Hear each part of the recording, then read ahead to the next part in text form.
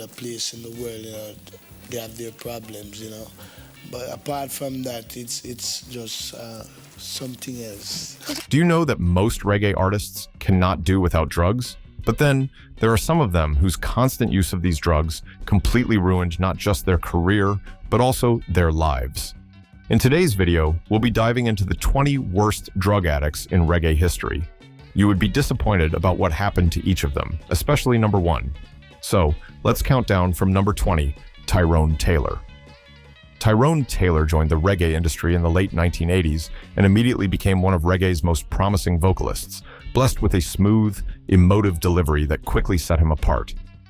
Recording for respected producers and labels, he built a solid reputation with conscious lyrics and lovers rock-style tracks like 1983 song Cottage in Negril that resonated both in Jamaica and internationally, especially in the UK. At his peak, Tyrone Taylor was seen as an artist with the potential for long-term greatness, admired for his discipline in the studio and his ability to deliver heartfelt performances. However, as his career progressed, drug use began to creep into his life, quietly but steadily affecting his focus and consistency. Industry insiders and close associates revealed that substance abuse interfered with his reliability, missed studio sessions, delayed recordings, and weakened professional relationships became more common. The impact went beyond music. Drug addiction allegedly strained his personal life, affecting his health, finances, and emotional stability until his painful death in 2007. Number 19, U. Roy. To go downtown school as a youth, and I asked my grandmother. U. Roy rose to prominence in the late 1960s. With classic hits like Wake the Town and Wear You to the Ball, U. Roy became a dominant force in Jamaica's sound system culture, admired for his sharp lyrical timing and commanding presence on the mic. But like most reggae artists, he embraced heavy drug use, which reportedly began to take a serious toll on both his career and personal life. People close to the reggae scene recalled periods where U. Roy struggled to stay focused, even during live performances. There were accounts of him forgetting lyrics mid-set, singing the wrong lines over classic rhythms, or drifting off rhythm, leaving selectors scrambling to recover the session. At one point, insiders claimed he collapsed backstage after a performance, visibly weak and disoriented. Studio sessions also suffered. Records were reportedly misplaced, masters went missing, and scheduled recordings were abandoned halfway through. Tensions ran high, and there were stories of angry outbursts, including an incident where he allegedly lashed out at a worker during a chaotic session, further damaging professional relationships. Though U. Roy never completely disappeared from music, the addiction slowed his output and dimmed the talent that he was once known for. Number 18, Yellow Man. Rough childhood life growing up. Songs like Zungu Zungu Gu Zungu Zang made Yellow Man an international name, and his live performances were once considered unmissable events. However, as his fame grew, so did his addiction to drugs grow. Promoters and selectors later spoke about shows where Yellow Man arrived late, appeared disoriented, or struggled to maintain his usual stage control. There were performances where he allegedly forgot verses, repeated lines incorrectly, or drifted off rhythm, forcing backing DJs to cover for him. Fans noticed that some sets ended abruptly, with Yellow Man leaving the stage confused or physically unsteady. At one point, insiders recalled an incident where tensions boiled over, and Yellow Man aggressively confronted a crew member, leading to further isolation from industry support. These moments, combined with his already serious health challenges, deepened the strain on his career.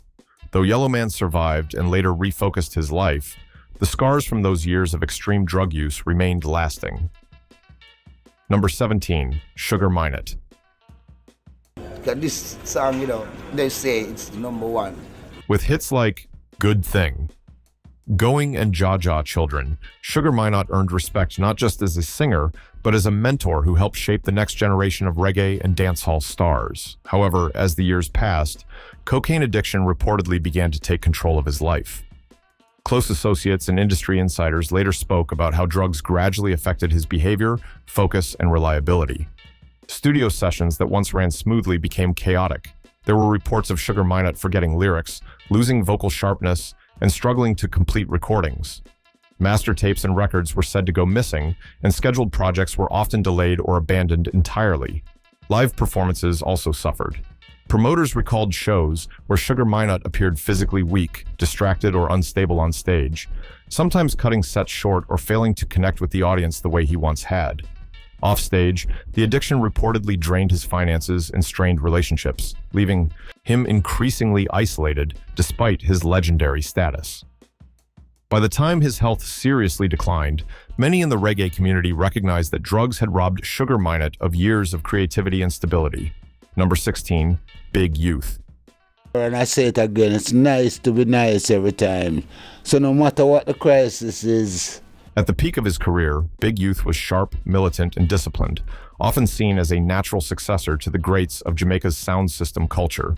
But as fame grew, heavy drug use, particularly marijuana and other substances common in the era, reportedly began to cloud his judgment and weakened his discipline. Some shows were described as erratic, with Big Youth arriving late, drifting off rhythm, or cutting performances short. Insiders recalled moments where he appeared confused on stage, repeating lines or losing track of the rhythm, forcing selectors to step in and stabilize the set. Offstage, drugs reportedly fueled mood swings and strained relationships, leading to missed opportunities and broken industry ties that never ended. Number 15, Mickey Dread. Music is my religion, my culture. As a former broadcaster turned artist, he stood out for his intelligence, sharp commentary, and experimental sound, earning respect both in Jamaica and abroad. His collaborations with international acts and his ability to bridge underground and mainstream reggae marked him as a forward-thinking, creative force. However, as his career expanded, prolonged substance abuse reportedly began to erode his discipline and decision-making. Associates from the music scene later described how Mikey Dread became increasingly erratic in planning and execution, often abandoning long-term projects halfway through. Album concepts were said to change suddenly, with tracks scrapped after being completed, not for artistic reasons, but due to shifting moods and poor focus. Drug use was also linked to paranoia and mistrust, which reportedly caused Mikey Dread to distance himself from producers, engineers, and collaborators who had previously supported his growth. Deals fell, apart because of missed meetings, poor communication, and an inability to commit to schedules. Financial instability followed, with royalties mismanaged and contracts overlooked. Insiders noted that drugs dulled his once sharp instincts, replacing confidence with impulsive decisions that damaged his professional reputation completely. Number 14, Half Pint. Promotion. He knew that there was a lot of young talent in Jamaica.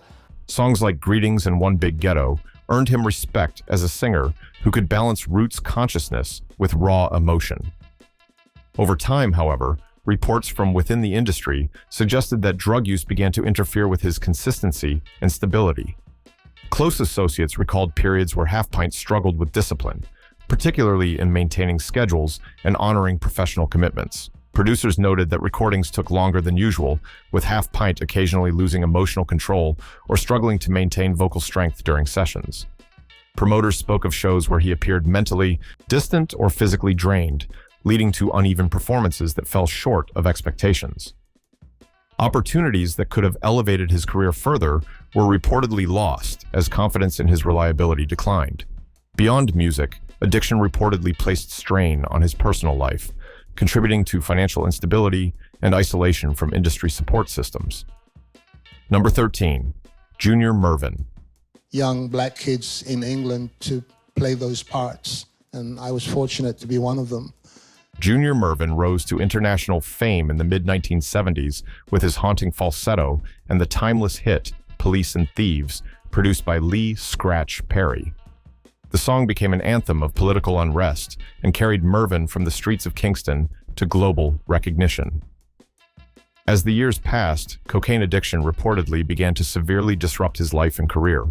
Industry insiders later spoke about how drugs altered Mervyn's behavior and reliability. His once distinct falsetto reportedly suffered, weakened by poor health and lack of care linked to substance abuse. Friends described Mervyn as increasingly withdrawn, struggling to maintain stability while battling dependency. Opportunities to build on his early success slipped away, leaving him far less visible than his talent deserved. In later years, Mervyn attempted comebacks, but the damage had already been done. Health complications worsened by years of drug use eventually overtook him. When he died in 2013, many in the reggae community blamed the addiction, Number 12, Nitty Gritty. Hits like Hooray Festival showcased his ability to connect with audiences, blending traditional roots rhythms with contemporary themes. Within Jamaica's vibrant music scene, he earned a reputation as a talented artist, capable of producing both uplifting and socially conscious music. However, drug use reportedly began to take a serious toll on both his career and personal life. Industry insiders recalled that during periods of heavy substance abuse, Nitty Gritty became increasingly unreliable in professional dealings, often failing to respond to studio bookings or promotional opportunities. Friends also reported that he developed a tendency toward impulsive decision-making, such as abruptly canceling shows or changing tour plans without notice, creating tension with promoters and collaborators. Additionally, the drugs were said to affect his creativity in unexpected ways. Rather than sharpening his artistic edge, they reportedly caused erratic song choices, inconsistent vocal performance, and a lack of cohesion in his recordings. Tracks that once flowed smoothly became uneven, and lyrics were sometimes forgotten or improvised in ways that diluted their original message. Offstage, the addiction reportedly contributed to social withdrawal and strained relationships with family and peers, leaving him increasingly isolated despite his success. Number 11, Bunny Wailer. We became friends, and that friendship never ended. We have never quarreled. He was one of the original members of the Wailers, rising to fame alongside Bob Marley and Peter Tosh in the 1960s. Known for his deep, soulful voice and uncompromising commitment to roots reggae, Bunny Wailer became a cornerstone of Jamaican music, both as part of the group and later as a solo artist, with critically acclaimed albums like Blackheart Man and Protest. Despite his discipline and dedication to Rastafari principles, reports suggest that periods of heavy drug use in his life caused significant disruptions, particularly in his solo career. The drugs reportedly affected his interactions within the industry. There were accounts of sudden mood swings and unpredictable behavior, making it difficult for promoters and fellow artists to coordinate performances or tours. Shows were occasionally postponed or canceled at the last minute, frustrating fans and industry partners alike. Creatively, Bunny Wailer's work was said to lose some of its focus during these periods, with lyrics occasionally improvised in ways that deviated from his usual depth and social commentary. Number 10, Freddie McGregor. I was doing okay.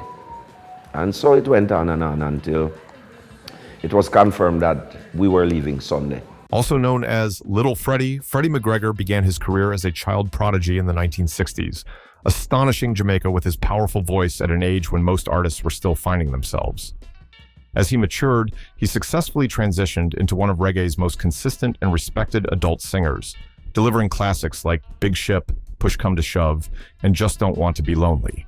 His longevity and professionalism earned him a reputation as one of reggae's steady pillars. However, during the height of his success, Freddie McGregor has openly acknowledged being surrounded by Jamaica's heavy drug culture, particularly cocaine, which dominated the music industry in the late 1970s and 1980s.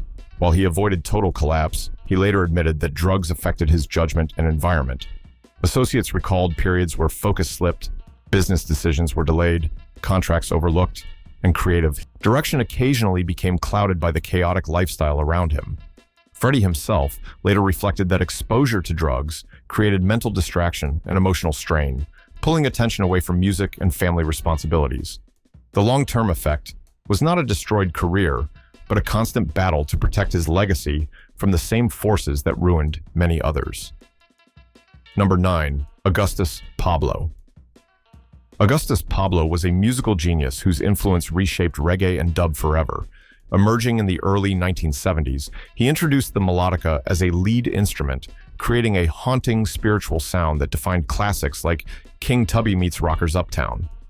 As a producer and instrumentalist, Pablo worked with legends and built a reputation for quiet brilliance, deep musical intuition, and relentless studio creativity. Even at a young age, he was already regarded as one of reggae's most gifted minds. Behind the mystique, however, long-term drug use reportedly began to damage both his health and stability. Slowly, Pablo became increasingly fragile, physically and mentally. He was known to work for long hours under the influence, often neglecting rest, proper nutrition, and medical care. Over time, his breathing reportedly worsened, and he suffered frequent respiratory distress, that he did not treat seriously. The drugs also affected his career management. Projects were delayed, collaborations fell apart, and Pablo became more withdrawn from the public eye. While his creativity never fully disappeared, maintaining consistency became difficult, and his presence in the evolving reggae industry slowly faded. In 1999, Augustus Pablo died at just 44 years old from collapsed lungs, a condition widely reported to have been aggravated by years of drug abuse and poor health management. His early death left the reggae world shocked. Number 8, Prince Jammy. For me, because we couldn't check the radio station and play it. Prince Jammy, later known globally as King Jammy, rose from Kingston's sound system culture to become one of reggae and dancehall's most influential producers. After apprenticing under King Tubby, Jammy helped shape the digital dancehall revolution of the mid-1980s, delivering era-defining productions that transformed Jamaican music.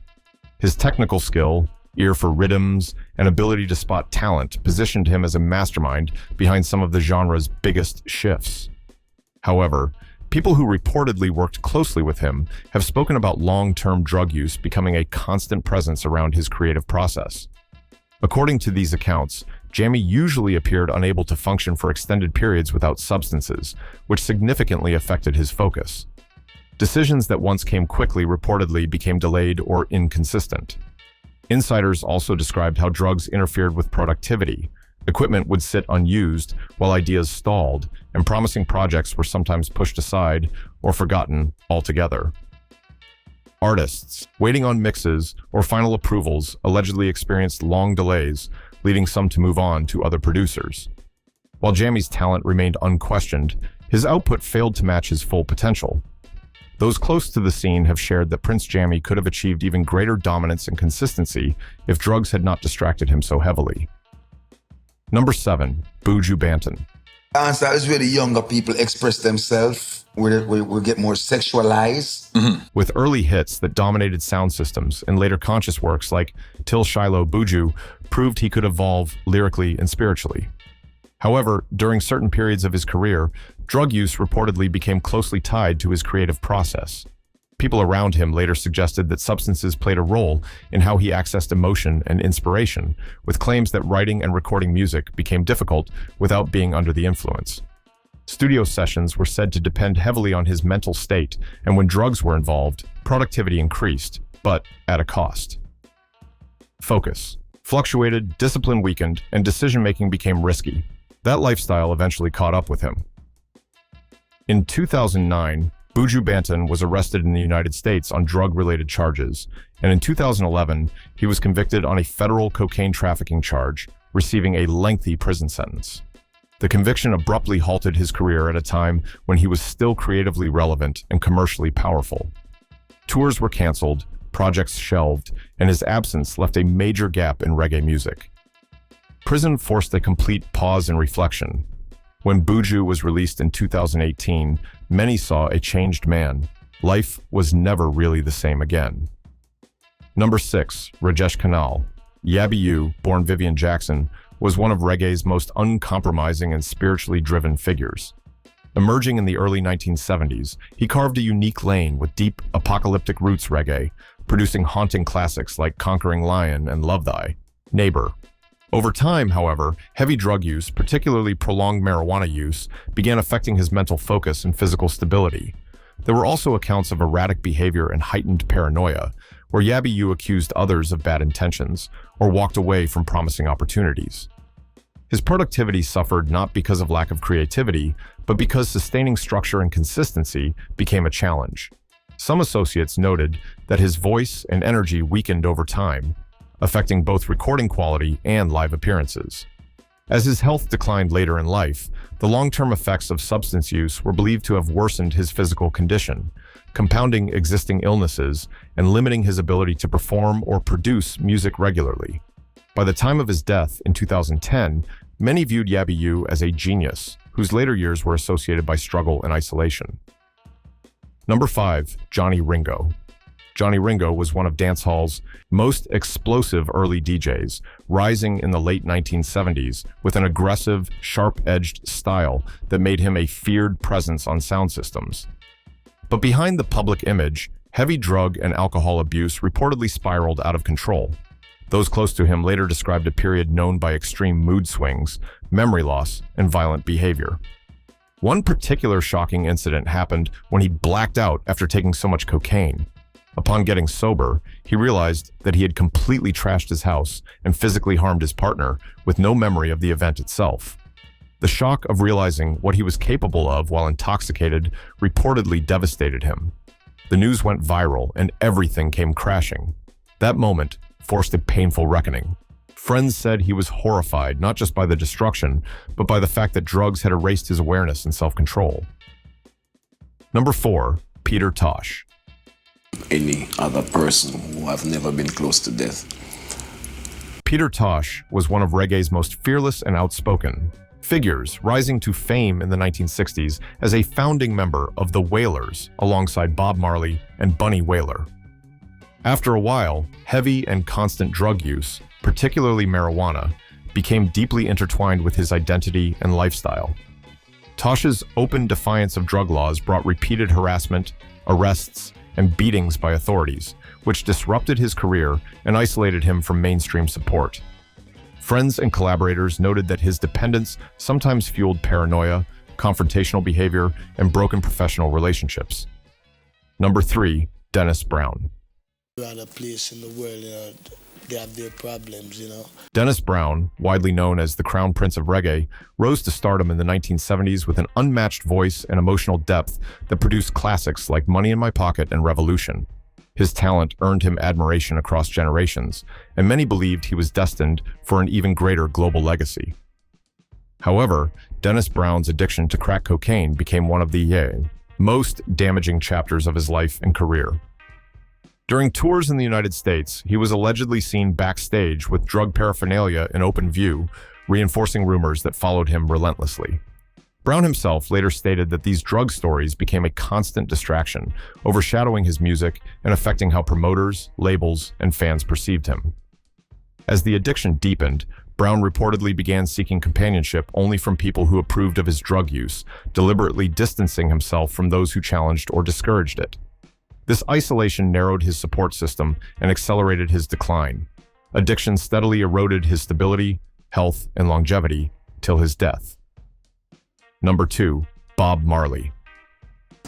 Is that this part is my of being identity, a Rasta? man. Yeah, this is my identity.